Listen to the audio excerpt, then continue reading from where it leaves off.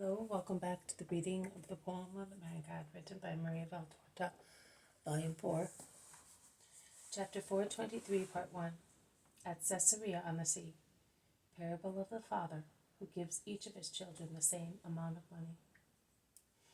30th April 1946. Caesarea has large markets, where fine victuals pour in for the refined Roman tables, and near the market squares where, in a kaleidoscope of faces, colors, and races, more common foodstuffs can be found. There are stores with richer delicacies, imported both from the various Roman colonies and from remote Italy, to make the separation from the fatherland less painful. And stores selling wines and delicatessen, imported from abroad, are in deep porches, because the Romans do not like being burned by the sun or drenched by rain while purchasing refined foodstuffs for their banquets. While satisfying their gluttony like Epicureans, they do not neglect the other parts of their bodies. Thus, cool, shady porches and arches protecting them from the rain lead from the Roman district, which is almost entirely grouped around the building of the proconsul, between the coast road and the square of barracks and toll house, to the Roman stores near the Jewish markets. There are many people under these porches, the end part of which, near the markets, is comfortable if not beautiful. There are people of all races. There are slaves and freedmen, and occasionally pleasure-seeking gentlemen surrounded by slaves, passing listlessly from one shop to another, after leaving his litter in the street, and doing his shopping which the slaves take to his house. And when two Roman gentlemen meet, one can hear the usual idle talk, the weather, the tedium of the town, which does not offer the pleasures of remote Italy, regret for great performances, plans for banquets, and licentious speech. A Roman, preceded by about a dozen slaves laden with bags and parcels, meets two friends. Reciprocal greetings. Hail, Aeneas. Hail, Florus, Tullius, Cornelius. Hail, Marcus, Heraclius, Flavius. When did you come back? The day before yesterday at dawn. Exhausted. You exhausted. You are never in a sweat, the young man named Florus says teasingly, playfully. Don't jeer at me, Florus, Tullius Cornelius. I am drudging even now on behalf of my friends. Your friends? We did not ask you to drudge, objects the elder friend, named Marcus Heraclius Flavius.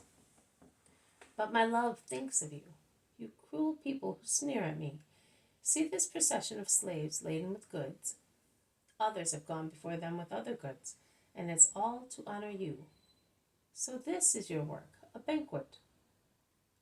Why? Shout the two friends loudly. Shh!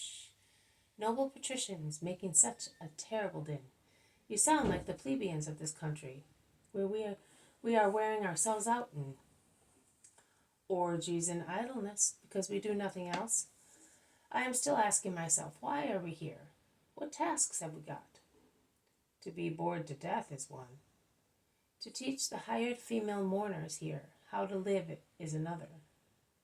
And to sow Rome in the sacred pelvises of Jewish women is another one. And to enjoy here as anywhere else our wealth and power, to which everything is allowed, is a further one. The three alternate, as in a litany, and laugh. But young Florus suddenly stops and becomes gloomy, and he says, But for some time a fog has been hanging over the merry court of Pilate. The most beautiful women look like chaste vestals, and their husbands comply with their whims. And that spoils the habitual feasts a great deal. Of course, the caprice for that coarse Galilean. But it will soon be over. You are wrong, Aeneas. I know that Claudius also is conquered by him, and thus good morals have strangely instilled themselves in her palace. Roman republican austerity seems to be revived there. Alas, what a moldy smell! Since when? Since sweet April, suitable for love affairs. You don't know, you were not here, but Our ladies came back as sad as the mourners of cinerary urns, and we poor men had to look elsewhere for many of our amusements, which we are not even allowed in the presence of the modest ladies. One reason more why I should help you. A great dinner this evening, and a great orgy in my house. I was at Sintium, and I found delightful things which these stinkers consider impure.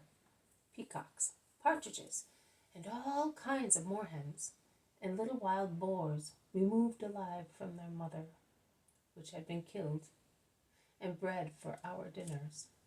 And wines, sweet, precious wines of the Roman hills, of my warm shores near Liternum, and of your sunny coast near Achery, and sweet-smelling wines from Chios, of which Sintium is the pearl, and inebriating wines from Iberia, suitable to excite senses for the final enjoyment. Oh, it must be a great feast to dispel the tedium of our exile, and to convince ourselves that we are still virile. Will there be women as well? Of course, and more beautiful than roses, of every color and taste. I spent a treasure for all the goods, including the women, but I am generous to my friends. I was just finishing my shopping here. What might have gone bad during the journey? After the banquet, let us have love. Did you have a good voyage? Very good. Aphrodite, Anadim, Anadomene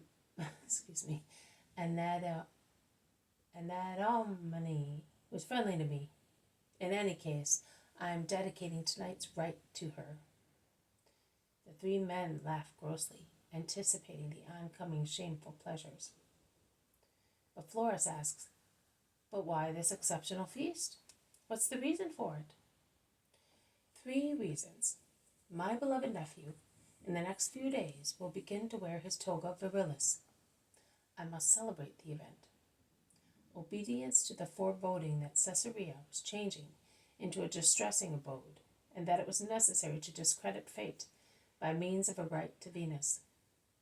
The 3rd reason, I will whisper it to you. I am invited to a wedding. You liar. I am invited to a wedding. It is a wedding every time one relishes the first sip from a sealed amphora. And I'm doing that this evening.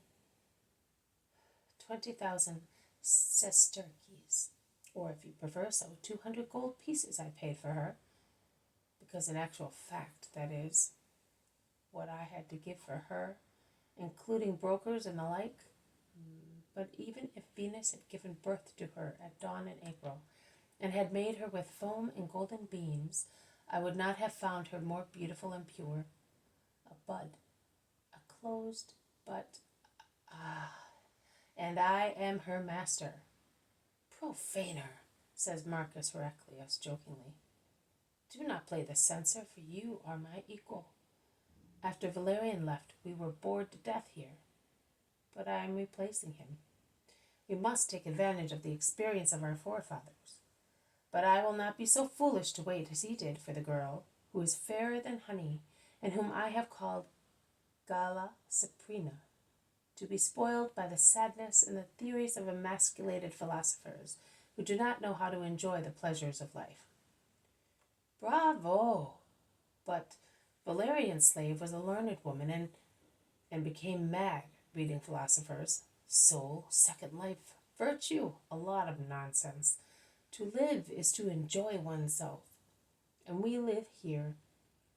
Yesterday I burned every mournful scroll, and I ordered the slaves under pain of death not to remember the miseries of philosophers and of Galileans, and the girl will know me only. But where did you find her? Well, somebody was very shrewd, and bought slaves after the Gallic wars, and used them only as reproducers, treating them well, obliging them only to procreate, to give fresh flowers of beauty, and Galla is one of them. She is now pubescent, and her master sold her, and I bought her. You lustful. If it had not been me, it would have been somebody else, so she should not have been born a girl. If he heard you. Oh, here he is. Who? The Nazarene who cast a spell on our ladies. He is behind you.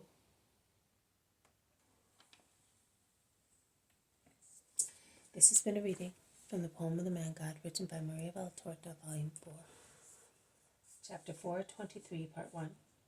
At Caesarea on the Sea, parable of the father who gives each of his children the same amount of money. Thank you for listening. I will see you tomorrow. May God bless you, and may peace be with you.